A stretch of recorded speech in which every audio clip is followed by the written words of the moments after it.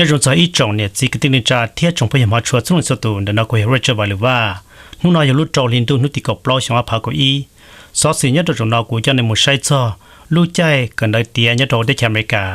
ส่วนเด็กกูจะในหมู่ใช้จ่ออีปันใส่เชิงเจมุลเบหูเตียก็มงลีจีส่วนเด็กกูจะในหมู่ใช้จ่อเกตาชินเน่งจนเด็กในคงส่วนนึงว่าเนี่ยโดนลุ่นทองเซมโพของเซมินิโซตา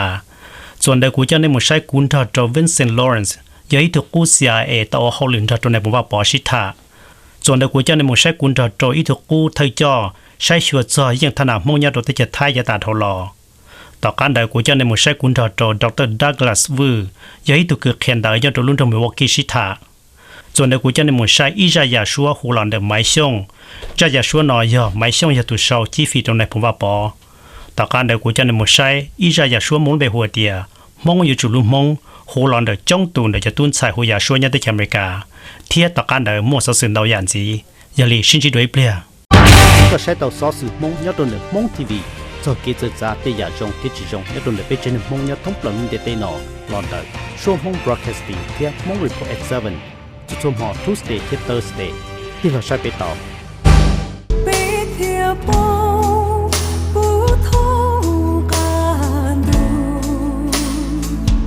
ดูตรงนี้ดูชัวชงยังอีรู้ใจว่าจะตุ้นใส่กันเดตาที่กันเดเตียโดชัวแทงยอดรู้ตรงลินตุ้นนุติกอีชองพากอีนอเจนมุ่งสังเชียวยอดรู้ตรงมิวอกกี้ต่อไว้ลูกกงเชงเชิงอาจจะเลยจะตุ้นใส่ว่ากันเดเตียโดชัวแทงยอดนุ่นเดิมดร.ปอโลต่อตัวไฮลูกพกเฮียจ่อที่ทอเกโดจะตุ้นใส่กันเดเตียแทงนอก็เลยป้อต่อทอเกมุเกินซีโดและรุ่นแน่งตัวยาตอนได้ส่วนเดอป้านชายมุลเบหัวเดียก็มุงลีจีแล้วต่อตัวเชงเจเชิงอาจจะตุ้นใส่กันเดเตียโดชนตีอย่างโกส่วนจีนกูจะในมุใช้จ่อยังยาเชงเจหลอนเดอป้านชายมุลเบหัวเดียก็มุงลีจี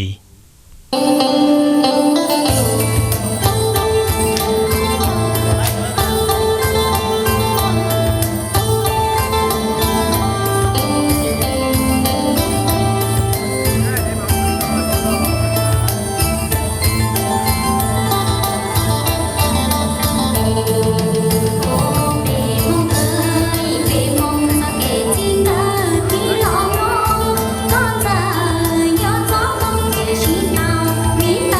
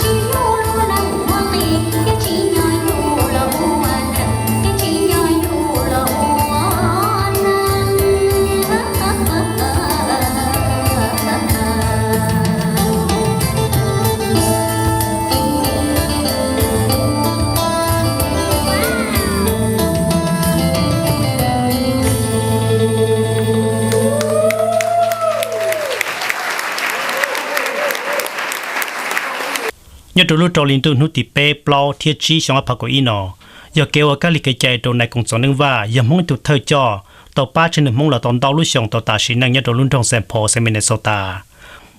một giờ thời cho trong tụ tàu tuột cổng đợi kêu các lịch cái chạy đồ này cũng cho nên và nhớ đồ rồi nó ít tuần đợi giờ Dr. Yang đầu rồi cho trong mình lão Thái rồi cho công an đàm phá xử và thiết trong tuần để cho nên chỉ cái tên trả thiết cho bây giờ sẽ đợi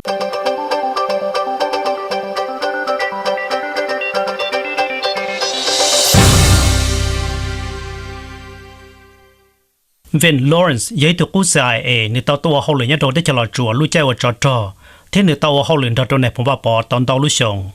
lui chạy mua nàyผมว่าปอcho lò chùa pli nhất đồ luôn trong Saint Paul sang Minnesota Vint Lawrence tàu tua hãy cho lù đồ nàyผมว่าปอtàu cá nữa hãy cho lù tàn đỡ cụ tàu mua xí hở rộng đồ nữa xí thả cho áp bên lò lù chênh chênh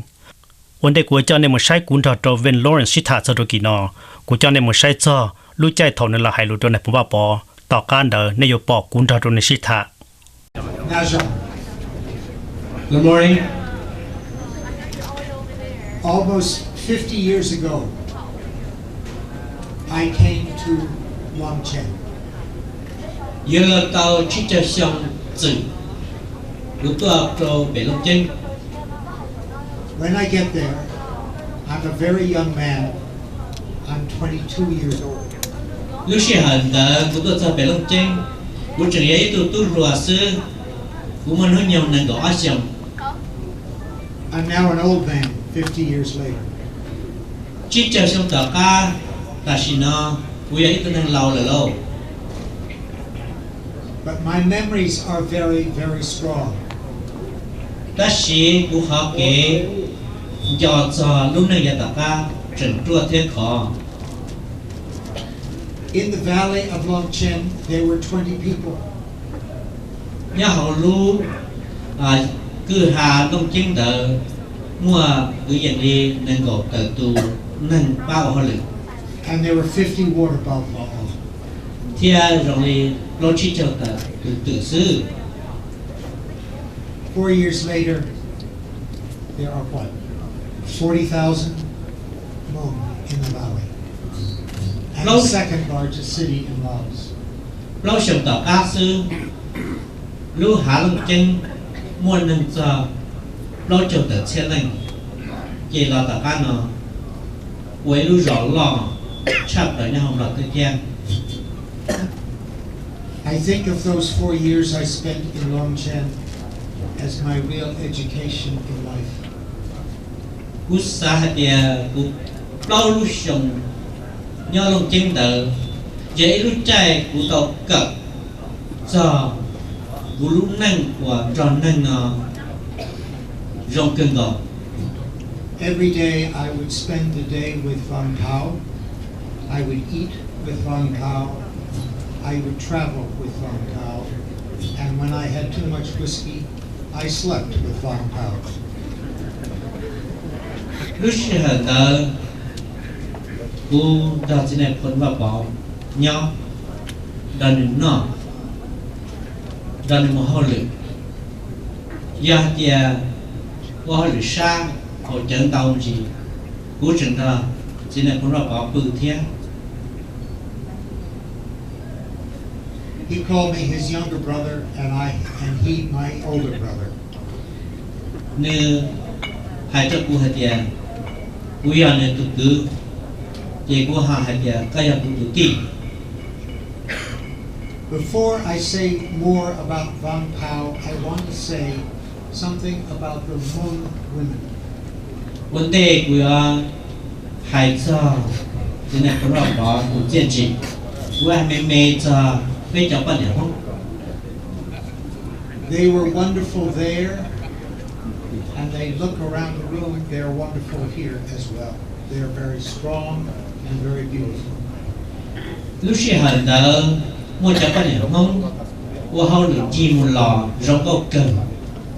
Cho bạn hiểu không rong câu thầu đỡ lúc nào cũng bỏ tôi rộng tôi luôn rồi nó. Lỡ là chừng rong câu để phụ thiên. Almost every day, one of the women I asked Vang Pao to send me the smartest women who could teach me about the herbs and the customs of the Hmong. And and they came and taught me every day. 我记得我还记得不能把的，跟前些不对，对面个梦，包片，咋，Suab Hmong ที่กินนักที่เขาตัวกูจีน่ะคนเราบอกตัวมือตัวก็มองเนี่ยนู้นก็จับเหตุกู So thank you. อย่าลืมแต่วันจันทร์ Where's who now? There were no wives. I had no wives. Von Powell told me no wives for you. lúc xí hẳn là chỉ là con tàu hai trăm người tiền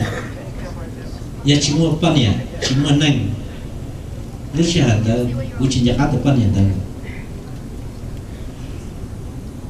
Von Powell and I flew all over northern Laos together. Này phần đó quá thiết của già nhá hỏng thông bờ sát của tây chấm tròn đấy. And what always sticks in my mind as when we would land and talk to a new, very poor village way up, maybe towards Sam Nua, maybe up toward Phom Sali, was how Von Powell collected the people. Cái rồi cũng nhớ sẽ chấp là mày à chỉ này phần đó quá già nhá hỏng mù rồi tây hậu sa về tây trung mùng chí tây nên là gió nhẹ để cũng chỉ có hai tiền nếu họ một bao tây nên nào trong lịch trả thì anh chân tây nên nào trong lịch trả anh thêm mùng chí tàu lại. He was able to express the threat that they were facing in the language that they understood. Nếu mua chấp bằng sự hai cho nên hoặc mùng chí đỡ cho hai tiền mua cái nhiều xe nhiều chữ chỉ tôi nói nhiều tàu chẳng pha cũng chỉ bao tiền mua tên chữ gì nó khó từ lọ. He would talk about tigers in the valley and things they should be afraid of. And before he finished, all the villagers understood what he was going to do. Thọ nên hai đỡ dòng lên hai tiền mua chó nhiềuตัวnữa thọ nên hai được cho lục ta bây giờ vô phủ to tao hai tiền giả sự chân vừa chỉ trong đó là lúc năng đỡ vừa tận tua lỡ tao mình cần gọi. And when we were in Long Chen, almost every single day people would come from all over northern Laos to talk with him. His house was always full. And I didn't understand very much what was said, but I certainly understood how much they admired him. Thọ họ trả cá lọc sao họ lúc rõ lòng chén lợ chè năng lỡ được cá tôn chí nữa cho chua nô nữa lúc trẻ buông gạo năng giờ tôi hay họ lịch sinh cũng chỉ bao giờ là hay đã chỉ cái gì ít khó của dân chúng đó lúc xưa mà U.S.A thì là tôi hay họ lịch trần chân sinh mà bố khoa là có rõ bỏ khó đó là nhớ tàu chân hút chân họ. And then after everyone had left, Von Powell would give me a very careful lesson as to who was related to who, and what their history was, and he knew the history of every single person who came to see him. How much you know about General Von Powell? Well, after 4 years of being with him every day, eating with him every day, and as I said, when I had too much whiskey to drink, sleeping with him, I knew a lot about him. I mean, we talked. He asked me about my family. I asked him about his family. I knew about his brothers. I knew about his cousins. I knew about his wives, his children. I know, as I am sure there are other people who knew more, but I knew a lot. And he knew a lot about me. We were like brothers. Now, what made you assignment that you have to go to Laos and do this CIA work? Well, I was very young, and when you're very young, you do what you're told. Do you have any idea when you went over there? I had no idea. I hardly knew where the country was. I certainly didn't know what a Hmong person was, but I learned fast. And I spent 4 years learning very, very, very fast. The one thing that all this year that you spent with General Vang Pao, day in, day out, sleep together, eat together, and stuff like that. One thing that you remember him the most in your life is what? Charisma. I don't know, is there a Hmong word for charisma? He's a true leader. And in a true leader is something almost magnetic. You can't explain it. But you also have to have underneath that the care for the people. In other words, there are people who are very charismatic. Hitler was one, Mussolini. In other words, they can be good and bad. But what Vang Pao had, which made him unique for me, was the charisma of a leader, of a good leader, and tremendous caring for the people for the Hmong people he led. So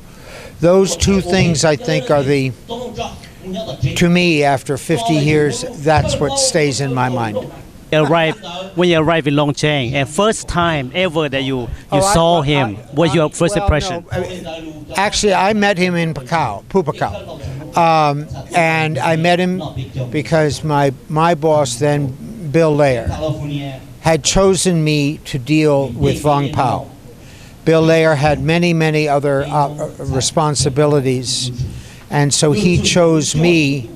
And he introduced me to General Vang Pao, and he told Vang Pao, "You teach him," meaning me. And Vang Pao taught me. Now, you were the only CIA that worked with General Vang Pao at that time? Well, it came and went. For the first 2 or 3 years, there was really only two of us, myself and a man named Tony Poe.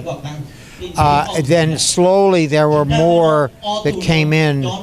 often not at Long Chen, but in other places in northern Laos. But there was never more than six of us. There weren't very many. So it was always just a few people. Now you spend most of your time at Long Chen, right? Well, I flew out of Long Chen almost every day with Vang Pao. So most of my day was spent in an airplane with Vang Pao going somewhere, or sleeping in a town, in a village up in the north, or coming back. So we went out of I did not stay in Long Chen all the time. Now let's talk about the Hmong people a little bit. Since you spend your time with General Vang Pao, and two of you travel back and forth, visiting villages and the Hmong people, stuff like that. How do you think about the Hmong people? I love them. You're strong people. You're tough people, and you're good people. And all of those things I saw in the Hmong in Laos, I see in the faces in this room. That's why I answered the question of someone asked me a question of what about the future of the Hmong people, and you just look at the faces in this room. It's not easy coming to this, as you well know, and as my friend Paul Hilmer has written so wonderfully about. But the faces in this room are not of a people who are going to surrender. You never have, and you never will. Now, one thing, let's turn back to some controversy about opium. Yeah. Professor McCoy at Madison University, his role. I'm sure that. Interrupt. Yeah, sure. When I answered the question that it takes you 4 years or longer to know enough even to ask the right questions, I'm afraid Mr. McCoy never learned even to ask the right questions, much less find the right answers. I will argue that point with him. Unfortunately, bad rumors get started. And it was part of my job to at least to let my bosses know that this was not an issue. What the press does is something else again. Now, do you know this Professor McCoy at all? No, I do not. So, I mean, you just said, response to that. But how do you feel about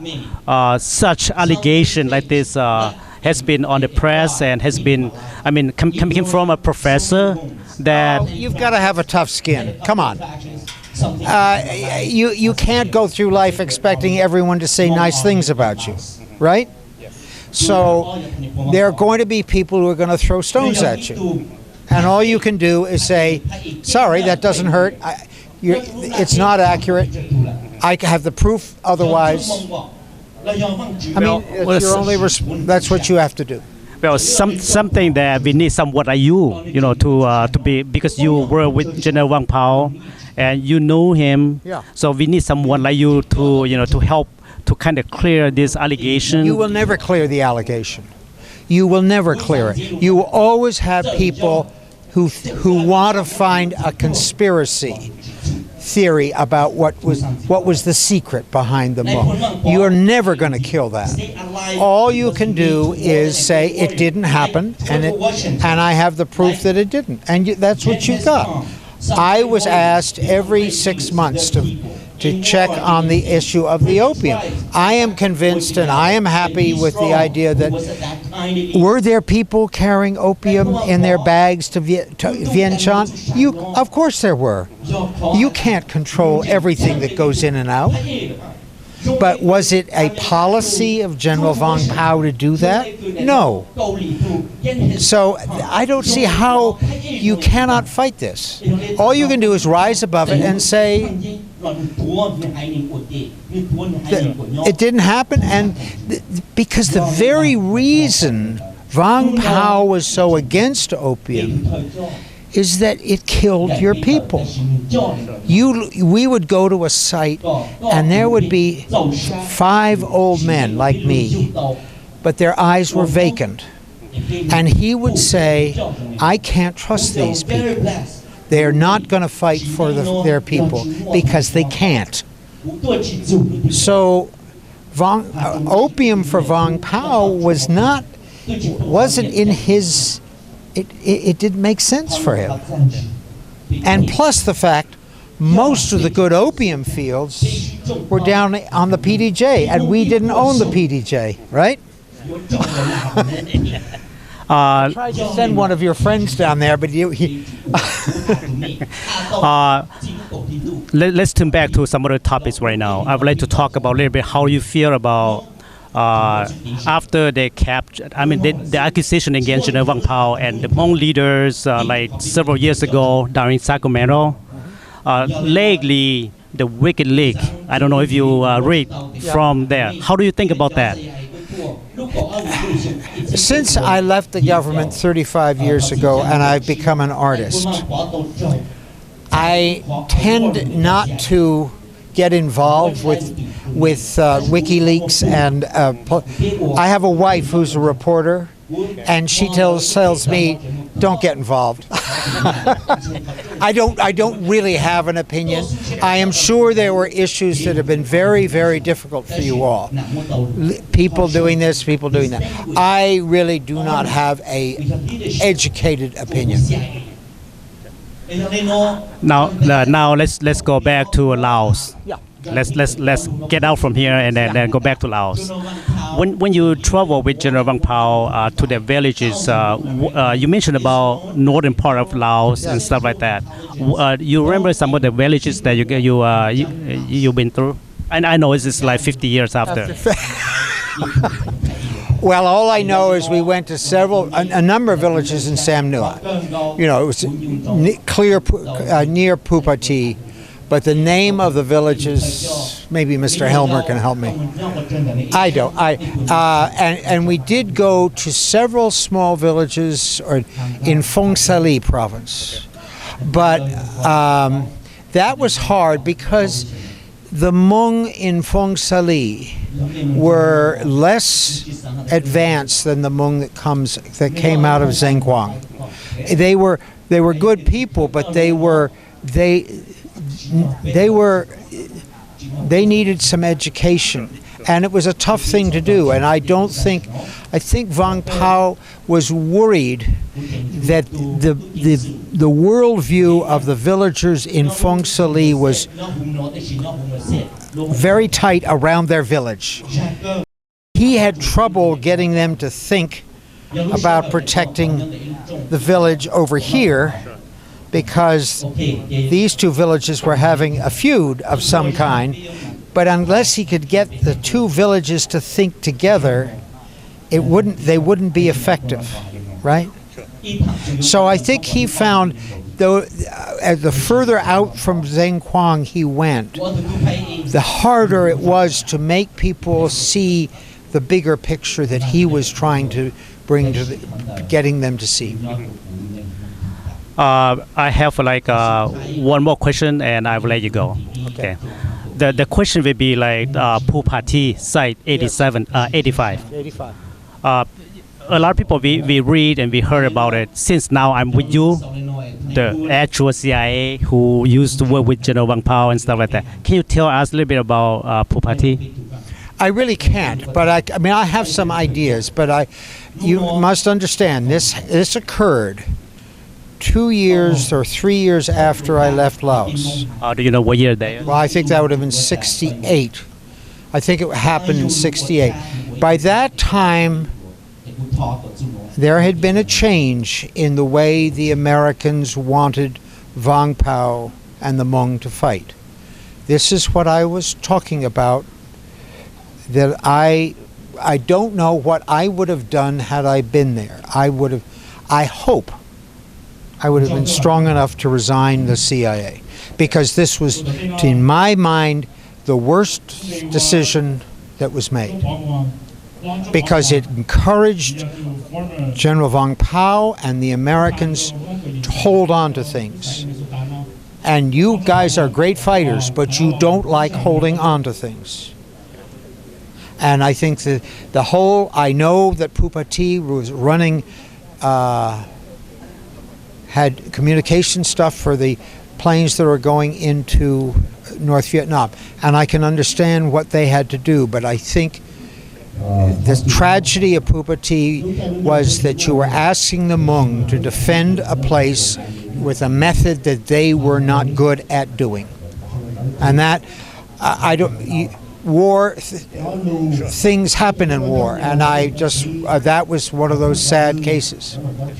Well, and I don't really know much more than that. Well, I thank you for your time.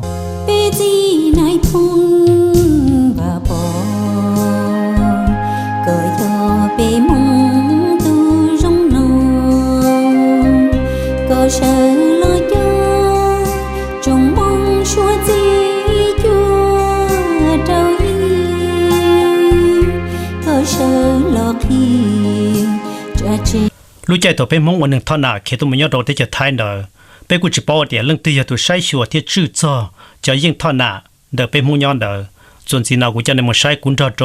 tôi thay cho thiết sai sửa cho những thọ nạ đỡ bên cho mong tôi muốn nhớ đầu tới cho Thái giờตาđầu lọ ขอบใจที่ท่านใช้เวลามาคุยกับผมนะครับก่อนที่เราจะคุยกันถึงเรื่องอื่นผมอยากให้ท่านแนะนำให้พ่อแม่พี่น้องของชาวมงแล้วก็อยู่ทั่วโลกเลยนะได้รู้จักท่านนะครับครับสวัสดีครับผมสตรีพลเยี่ยมนะครับอดีตหัวหน้าศูนย์อพยพจังหวัดน่านอำเภอปัวพะเยาแล้วก็นาโพหนองแสงนะครับได้มีความผูกพันกับพี่น้องมงมาตลอดผมทำงานในศูนย์อพยพนี้ทั้งหมดเกือบ20 กว่าปีนะครับแล้วก็ได้มีโอกาสรู้จักกับท่านนายพลวังเปาเป็นอย่างดีนะครับแต่บางเรื่องบางอย่างก็ไม่สามารถที่จะพูดในที่นี้ได้นะครับเพราะท่านก็เป็นรู้แต่ว่าท่านเป็นคนที่เสียสละเป็นห่วงพวกเราทุกคนทั้งด้านการศึกษาแล้วในทุกด้านครับครั้งแรกๆที่ท่านรู้จักนายพลวังเปาเป็นปีไหนแล้วก็นานแค่ไหนหรอปีที่ผมรู้จักกับท่านนายพลวังเปาเป็นปี 79นะครับแต่ก่อนหน้านั้นเนี่ยตั้งแต่ปี1960เนี่ยตอนนั้นก็ได้รู้จักท่านแล้วในชื่อเสียงของท่านแล้วก็ได้ศึกษามาตลอดแล้วคนไทยก็ส่งกำลังจำนวนหนึ่งได้ไปช่วยทางท่านนายพลบางเปาหลายหมื่นคนในปีนั้นนะครับเพื่อช่วยเหลือปกป้องไม่ให้คอมมิวนิสต์ได้เข้ามาถึงเมืองไทยครับแล้วท่านเคยมาเยี่ยมนายพลบางเปาอยู่ประเทศอเมริกาหรือเปล่าผมมาเยี่ยมท่านนายพลบางเปาทุกปีนะครับและท่านนายพลบางเปาก็ไปเยี่ยมผมที่เมืองไทยเป็นการส่วนตัวเราได้มีการพบปะกันทุกปีเราได้มีการร่วมปรึกษาหารือกันอยู่ตลอดเวลาครับแล้วเลื่อนที่นายพลบางเปาได้เสียชีวิตไปแบบนี้ท่านเสียใจแค่ไหนครับเป็นการสูญเสียที่ผมเสียใจอย่างสุดซึ้งนะครับว่าเป็นเหตุการณ์ที่เพียง6วันเท่านั้นผมจำได้ว่าคืนวันที่31ได้มีงานปาร์ตี้กันอยู่ที่แคลิฟอร์เนียผมก็ได้ร่วมรับประทานอาหารกับท่านแล้วตกตอนเช้ามาก็ได้ข่าวว่าท่านไม่สบายนะครับก็ยังไม่คิดว่าจะเร็วปานนั้นจนกระทั่งถึงวันที่6ผมก็เลยอยู่ต่อจนกระทั่งงานของท่านเสร็จนะครับแล้วก็กลับไปเมืองไทยเมื่อเดือนกุมภาพันธ์แล้วก็กลับมานี่แหละครับเวลาที่ท่านได้จะอยู่กับนายพลบางเปาที่ผ่านมาอย่างหนึ่งที่ท่านจำได้ดีที่สุดคืออะไรท่านจะพูดเสมอเรื่องบ้านเมืองท่านก็เล่าเรื่องบ้านเมืองว่าถ้าหากว่าเจ้ามหาชีวิตเชื่อท่านเจ้ามหาชีวิตคงจะไม่เสียท่านเล่าให้ผมฟังว่าวันที่ท่านจะออกจากเมืองไทยออกจากเมืองลาววันนั้นเนี่ยท่านได้นำรถยนต์คันหนึ่งเพื่อจะไปรับเจ้ามหาชีวิตจะช่วยเจ้ามหาชีวิตแต่เจ้ามหาชีวิตว่าจะขออยู่เมืองลาวขอให้ท่านในพลบางเปา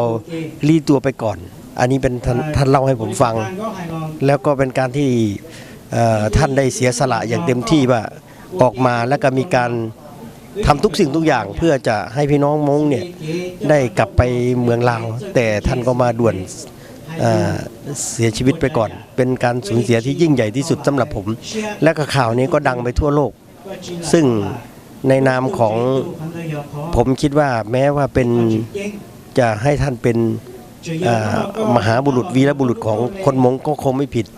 นะครับเรื่องที่นายพลบางเปาเสียชีวิตไปแบบนี้ก็ดังทั่วโลกเหมือนที่ท่านพื้นผู้พูดถึงประชาชนไทยแล้วก็คนที่มีอำนาจสูงอยู่เมืองไทยเขาคิดยังไงบ้างรู้ว่าความคิดของเขาเป็นยังไงบ้างล่ะครับพอผมกลับเมืองไทยไปเดือนกุมภาพันธ์ผมก็ไปเยี่ยมพี่น้องม้งภาคเหนือแทบทุกจังหวัดเขาเสียใจมากที่อเมริกาไม่วีซ่าให้เขาได้มาเขาต้องการจะมาเขาเป็นนายกอบตเขาเป็นผู้ใหญ่บ้านเป็นกำนันเป็นการที่ไม่อเมริกาไม่น่าจะทำอย่างนั้นเรื่องวีซ่าเขาเสียเงินเขาก็ไม่ได้เสียดายเขาอยากจะมาดังนั้นพี่น้องม้งในเมืองไทยนี่ก็นับถือท่านในพลบางเปาที่สุดครับก่อนที่เราจะจากกันท่านก็มีเวลาอยู่กับนายพลบางเปามาหลายปีก่อนที่เราจะจากกันท่านมีคำที่จะฝากไว้ให้คนม้งทั่วโลกได้ฟังไหมก็อยากจะฝากว่าความในที่ท่านนายพลบางเปาได้พูดไว้เป็นการพูดที่ท่านได้พูดออกมาอย่างความจริงใจท่านเป็นผู้เสียสละที่สุดและท่านจะพูดเสมอว่าอยากให้พี่น้องม้งเนี่ยรับการศึกษามีการศึกษาแล้วก็รักแพงกันตลอดไปดังนั้นคำสั่งสอนนี้ขอให้พี่น้องม้งที่อยู่ทั่วโลกเนี่ยได้มีความสมานสามัคคีรักกันและก็มีความเป็นอันหนึ่งอันเดียวกันอย่าได้แตกแยกกันหลังจากท่านเสียแล้วนะครับก็ขอให้พวกเราได้จำคำที่ท่านสั่งไว้ว่าขอให้รักกันก็ใช้เตาซอสมงยอดตัวหนึ่งมงทีวีcho kế giờ ra tây giả trong tiết chỉ trong nhất tuần lễ bên trên mong nhất thống plan để tây nọ London Suab Hmong broadcasting theo mong report at 7 Suab Hmong Tuesday to Thursday ที่เราใช้ไปต่อดร. ดักลาสเวอร์อย่าไปมองอีตัวเกิดแคนดายเนี่ยตัวรุ่นทองมิลวอกกี้ของวิสคอนซินกูตอนจีนรู้ใจมั่วในผมว่าปล่อยจะรอจอบพี่เนี่ยตัวรุ่นทองเซนพอลเซมินเนโซตากูตอนในชิตาจอตอนในเกษาจอตัวเป็นมองรุ่นในตอนเด เทียเดินในผมว่าปอจนสินอชักใช้ต่อ就先到Richard 贴Suab Hmong news各种莫路线那多叫必须得都保nhau给nhau đâu nào thế hỗ trợ xử lýเด็กก็ตัวแค่ในก็ใส่แก่จดโดในผมว่าปอต้นใหญ่เป็นเช่นผมอยากจะมนุษย์ตะการหล่อลงนอxử lýยอดดูลุยลินดูกูมองในลุยเจจะเราแค่เล็กเจตาเลยนู่นเรากูยาวลิมงหายยาวนุกเกอร์ว่าตอนนี้จะรอเชื่อว่าเชื่อเจนี่โยมอยากจะมนุษย์ตะการหล่อเลยเขานอนมาปลอดที่ตายซีสิเลยเขานอนในก็ใส่จ้ะ还是可能那么都些更高到被一次叫决定站梦似的，那是叫都正才这似的，他叫那叫我一次没得要用些的但是让的孤独坑天，让的被叫我叫似的被都些吃不了吃过了路过没了其他都些了，因都些更高，靠的莫被进来搬呢，叫被都走路的全部跟对呢，一般人直接。cho tôi nhau đấy cho nó, tại vì nu nó chỉ mua nữa là mà chỉ bao tiền giá tận đây nó, oli bây giờ để cho bây giờ mua tới tụi thấy cho xe lo, xe đá, xe đâu, xe rồng, xe đế, và giờ là cho tầm mông, thế giờ là luôn mông một lần nữa là, mà giờ nó mà rồng gọi lên cho cái con rùa, chậu là cho bé, thế cho cái cho nhẹ, tất cả là trong bọn gọi lên thầu bây giờ có tôi nhau đấy chấm được cảnh tế nó mà, giờ họ vào rồi bây giờ để chậu mua cưng cao, để bây giờ cho xe rồi mà bây giờ xe là nhiêu chỉ bỏ ta yo đầu lúc chỉ từเลยmà nu nó giờ nu là một sào trong đời trên này phòn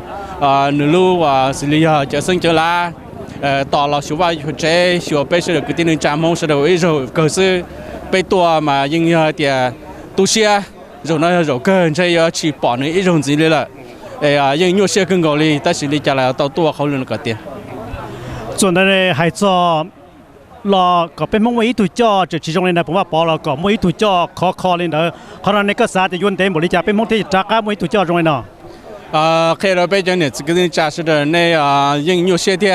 但是有些老的但是呢话呢他能出话了进来碰都了手进来碰开车了这压力路高中都被还能蒙了但是你家老家等待呢有的是的好啥的有什么都老山那天有老师到开车，但那边还能忙呢了，那过一考好点，有些人的这里头古有了，我能了落里呢，把那碰了家里呢，古都去把一顿忙，要看到有了没事到那碰开车里古应到叫到那碰能够路上了，对都那个没看好没给证据，但是用的路线得去找天，通知到这给专业，到过海里的真的碰呢，你莫对呀 ，gift。quality 中还我被是的期末，你多是是啦一nu，你知道会把的，知道那好嘛？老你你才用去到天路海路去你没家，妈没家了，你舞蹈一个国发车的那是的点子那碰也一顿那种，被人车知道一就是你老叫背了，嘛你要是人的都有一点能这么一度是，但是这里家了讨个要等待呢，被是的。叫是的，叫要这老多了，那是的哈主线那天被蒙是用木，个等待那木这些被叫伢没干待那不没多舌头叫别人家等待。คนไหนเรารู้ว่าน้องก็ personally ก็เกษา personal สารก็ให้เจ้าของเดี๋ยวว่ายอดที่อาร์ลิงตันที่เราเจสิเชียชิปูมันรู้ในผมว่าพอรู้เจจะมุ่งใจโดดตีจะชิดต่อกันเลยฮะเจสิเชียรงเชียเราม้วนนี่จะเรา celebrate เนี่ยโดดตีคนไหนก็สาริจันเดี๋ยวก็ตุกเข่งก็ภาษาเดียคนน้อยยังคอยอินซอกเป็นมองหล่อเลยยังคอยเดียรงแท้ให้เจ้าของมั่วจีนเนี่ยพูดรู้เจอเจ้ามือจอดเดียร์ละทันให้วอชิงตันดีซีแต่เลยกูยังอีดูเจ้าในสังเทียลีกูยังอีดูไปสังมองกูตูเชื่อขึ้นก็จิตสาปงลูกกูมัววิธีขอเดียคนน้อยขอเดียรวยยิ่งจิตสาป้าอยู่ให้หนึ่งมองแต่สิวิธีเดียอยู่อีหนึ่งอีให้หนึ่งมองเที่ยจีนเนี่ยพูดมั่วจีนจีนเท่าเลยlúc đấy chúng mình cả na có thể tàu nữa cho chính trị được à, giờ nên là nếu mà ý sử sư họ ý vì giờ bây giờ mong là giờ hai người một chính trị lo hành cho hai người mình cả, giờ lùi chỉ mua giờ đi này kia cho nên phun lúc đấy chỉ muốn cho tí giờ sầu luôn tôi đã lo thầu không lại, chỉ là lúc thì đi chơi là mua bao tiền bây mong yên chỉ qua lên nó cho cái nó bây yên chỉ tàu, chỉ là mỗi lúc đấy cho mua dài lên nó là bây giờ chỉ cho cả mỗi lúc đấy ô đồ ít rồi các cái chạy gì thế nhớ chấm hông cái tin nhớ làm mà lấy cái quả chỉ biết chấm hông và bỏ biết chịu lên nó rồi bao thì sáng mỗi là chỉ biết có biết dùng xe hay thì bây dùng xe trâu để chừng nói ba lúa lao cảnh gì sự khó ý à họ nữ tây ở nữ họ issue President Obama nó nữ sẽ ra là một elect President nhâm cần tây cho nên có bên mong một bom bá thia có bên mong một trâu tây trâu là thằng America thì nữ bao thì những chỉ cho một tí thì sự đời những chỉ dùng xe là chỉ พื่อกันนะก็เราหมดสายเจ้าเนาะหน่อยจงจีจะเนื้อจุดต่อหมู่มงเทียจะเราหมู่อ้อเขาอิสุเขาที่เป็นเนาะหนึ่งกูสายเดียรู้ได้ถึงหน่อยรู้ได้เฉยชื่อเราชื่อดาเลยหนึ่งจะยกโอเลยหน่อยมองอยู่accept ที่จะ accept เราหนึ่งว่าให้เขาเกยจงเสียเดี๋ยวเขาต่อก้าถอมุ่งในปุ่นเนาะจะเราเกยใจเนื้อตาสุดท้ายจะต้องสื่อที่จะหนึ่งเจ้าหนึ่งใจที่จะหน่อยชุดที่จะหน่อยยิ่ง question ที่คู่ที่ใส่ president đau giả để cho administration nhất tiền thì ô lấy cha ít tu nọ mong là sẽ ít tu tài mong xỉa nhớ li president Obama nó nửa tí chỉ hay là lùa condolence là chỉ hay là lùa trong nó mong ô nó mà nửa chỉ giờ cho nó mong là thấy chính nhân nhân là nó chỉ theo nó mới cho là xã chỉ nửa tí để xã thì tôi ấy giả chỉ cho bây giờ mong theoแต่是用些我这个在America只莫路些论者保持被mong theo整出出者真的碰theo一个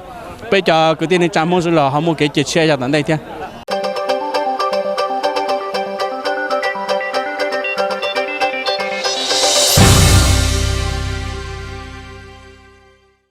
อีจงเนี่ยจะกินจ่าเทียจงพยายามชัวร์สุ่งสุดตัวส่วนจีนเรากูจะในมือใช้จ่ออีจายาชัวหูหลังเดิมไม่ชงอย่าไปมึงตุนชายหูยาชัวหล่อตอนดาวลุชงยาชัวน่ะอย่าเศร้าหลังเดิมไม่ชงเศร้าจีฟีตัวในผมว่าปอหนึ่งต่อหูยาชัวน่ะอ้อโจสิลิทัตโจยาหูเนี่ยโดนลุ่นทางเฟรสโนเซนแคลิฟอร์เนียว่าอย่าถมม้วนในผมว่าปอลุเจจะรัวกะลิเกใจเทียโจเกออย่าถมม้วนในผมว่าปอจะรอจอบลีเนี่ยโดนลุ่นทางเซนพอเซมิเนโซตาจะอยากชวนน้องไปช่วยมองเตาจอใจหลังเดิมไม่ชง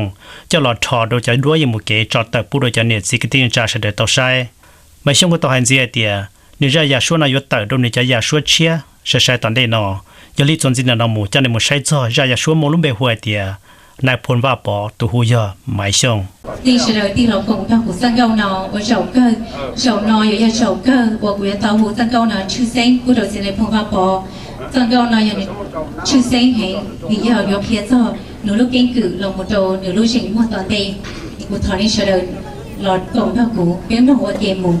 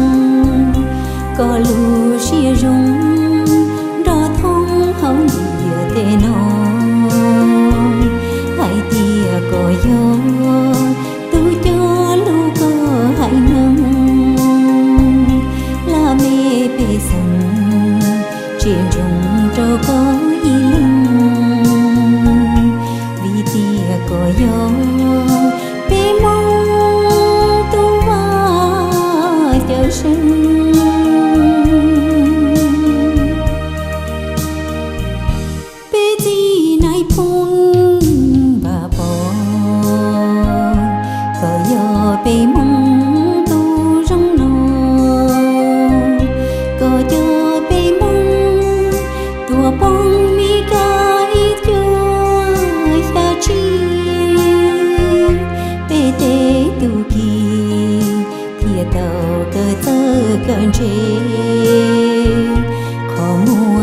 kê bốn chi thiên nó lu đê tu chân thành trì thiên sợ lo cho tao bê để mong lu nắng thiên lo lời đê lu nắng bê nó có lu mong plan có lu mong trăng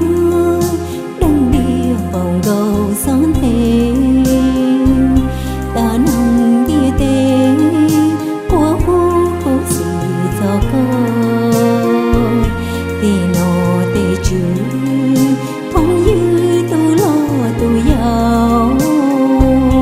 tê lao tê lùa chờ đợi lo xí khờ cô hai tia dầu non biết gì và mong cho biết chi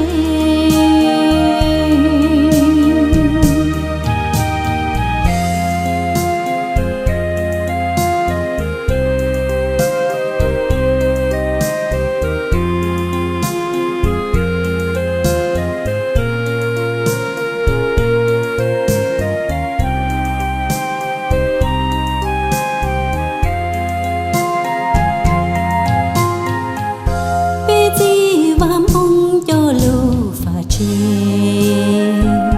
có biết ai mong yêu chú sĩ lu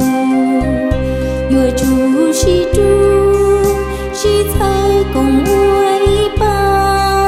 y ba có biết sợ đời chỉ thọ xin du sĩ chua bị trong lúa nắng kia chín thua có bê sợ đời yêu chú si lu si dung bê lu nành mong kia li yêu dung bê tí và mong cho lu kia chơi có bê tua tê chỉ cho chỉ kia quân cho kia và mình tê kia là lùa còn dư kia nọ kia chữ bê sân hoa hư sĩ hào tê lao tê thua yêu chú sĩ lu sĩ thua khó nọ thia gió biết gì và mong lu rình muôn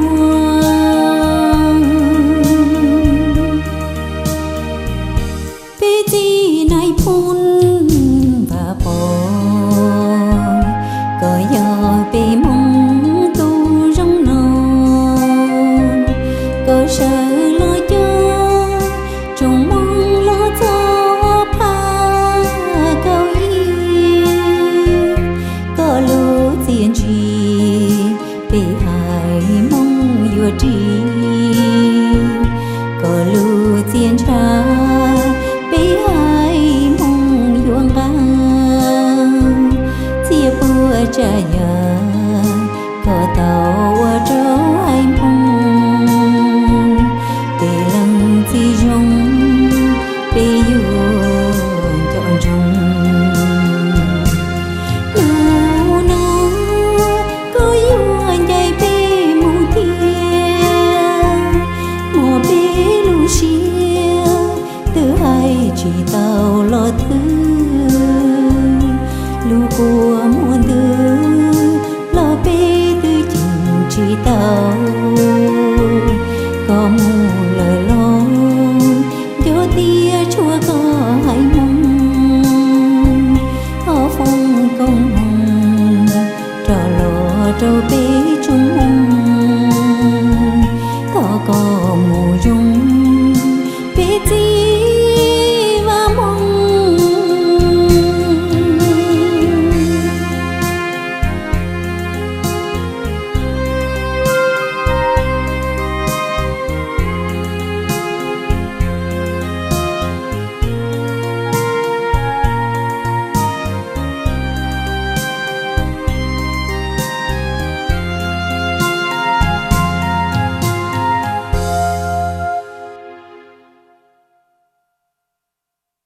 mong yêu chữ lu mong giờ ý ra nhà xua sau tàu lần đau lu sòng thế chẳng chế lu hậu muôn chế lu rong hành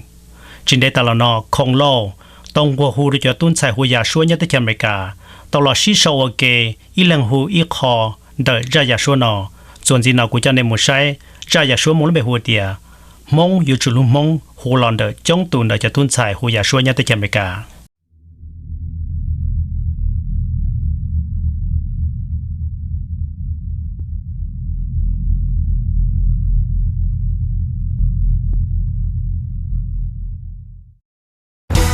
Busan thì có tốt cho cái bảo này,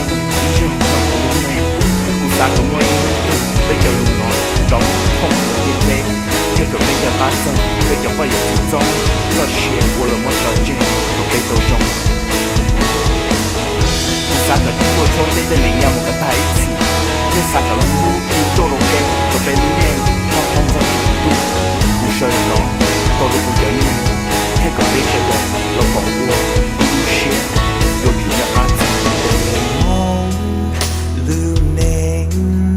to cả chỉ是把通宵共聚只是可被凝望被贴补不同感动寂静路的寂静里寂静路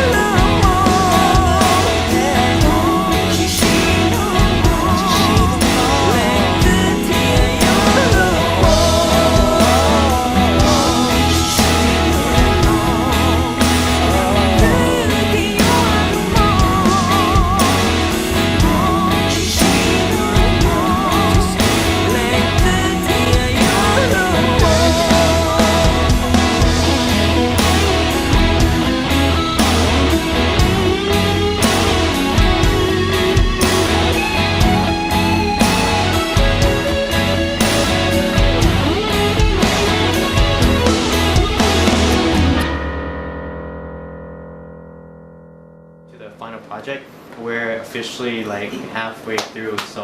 we're getting there. So. กูมองลูกชายว่าจำนวนดาวดอกคงเล่าที่ไม่ช่องวงก็ต่อใจใจตัวไปช่วงมองม่วงก็อาจจะอยากช่วยจะหลอดจอยเนี่ยเราช่วงมองนอตัวผู้โดยเฉพาะเนี่ยจีกตินิจาที่จะไม่เสด็จต่อปอที่ต่อใช้อย่าลืมชี้จุดด้วยเปลี่ยนก็ใช้ต่อซอสมงยอดตัวหนึ่งมงทีวีจะเกิดจากที่อยากจงที่จีจงยอดตัวหนึ่งไปเจนมงยอดทั้งปลมินเดตนอลอนเดอร์ช่วงมง broadcasting เที่ยมง report at 7จุดชมหอ Tuesday ที่ Thursday ที่เราใช้ไปต่ออีจงเนี่ยจีกตินิจาที่จงพยายามช่วยสุนทรตัวลูกหลีเดียวตัวตอนเดนอกูอยากจอเกจพลีตัวในผมว่าปอเจ้าตัวผู้โดยเฉพาะเนี่ยจีกตินิจาที่จะไม่เสด็จต่อปอสิลิกุตัวใจอีเมลเทนดาวจ้าสตงสากอจอกาจอเกจอพลีตัวในผมว่าปอเจ้าตัวผู้โดยเฉพาะเนี่ยจีกตินิจาที่จะพุ่งยื้อแฝงอัวเขาตัวกงจิตเตาใช้เที่ยวต่อปอยาลิตีตะก็ละใช้เตาเกจอพลีตัวในผมว่าปอดลูกหลีเดียวตัวตอนเดนอกูอยากเรียกว่าเลยว่านอกการยงชินจิดัว